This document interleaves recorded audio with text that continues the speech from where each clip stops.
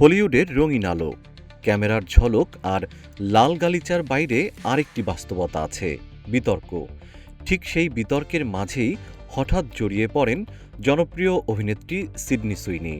তবে এই আলোচনার কেন্দ্রবিন্দু ছিল না কোনো সিনেমা বা চরিত্র, ছিল রাজনীতি। কিউব হোল্ডিংসের গল্পে সেই রেখাটি আঁকা হয়েছিল আজ থেকে 1 যুগ আগে। নকশাই আমাদের ভাষা। Cube holdings limited. সোশ্যাল মিডিয়ায় অনেক দিন ধরেই তাকে নিয়ে নানা গুঞ্জন। কেউ কেউ তাকে ডাকছেন মাগা বারবি। কিন্তু কেন?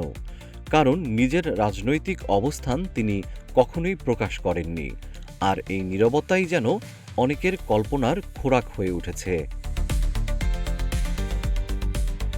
অবশেষে নীরবতা ভাঙলেন সিডনি। এক আন্তর্জাতিক ম্যাগাজিনে দেওয়া সাক্ষাৎকারে খুব শান্ত কিন্তু স্পষ্ট কণ্ঠে বললেন, আমি এখানে রাজনীতি নয়, শিল্প সৃষ্টি করতে এসেছি। তার কথায় রাজনীতি এমন একটি জায়গা যেখানে তিনি নিজেকে দেখতে চান না।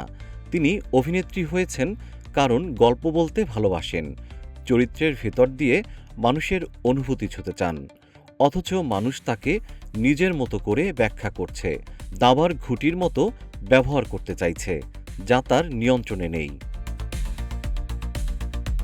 সিডনি আরও জানান, আমি কখনো বলিনি যে আমি রাজনীতি নিয়ে কথা বলবো। তবু মানুষ ধরে নিচ্ছে আমি কিছু একটা লুকাচ্ছি। এই বিতর্কের শিখর মূলত 2025 সালের একটি জিন্সের বিজ্ঞাপন। সেই বিজ্ঞাপন ঘিরে এমন তীব্র আলোচনা শুরু হয় যে বিষয়টি পৌঁছে যায় যুক্তরাষ্ট্রের প্রেসিডেন্ট ও ভাইস প্রেসিডেন্ট পর্যন্ত। তখন সিডনি চুপ ছিলেন, আর এখন তিনি মনে করেন সেই চুপ থাকাটাকেই অনেকেই ভুলভাবে ব্যাখ্যা করেছেন। সবশেষে তার অবস্থান একেবারে পরিষ্কার। তিনি রাজনীতির মঞ্চে নন, তিনি আছেন শিল্পের মঞ্চে। আলোচনার ঝড় উঠলেও সিডনি সুইনি হাঁটতে চান নিজের পথেই, গল্প, অভিনয় আর সৃষ্টির পথে।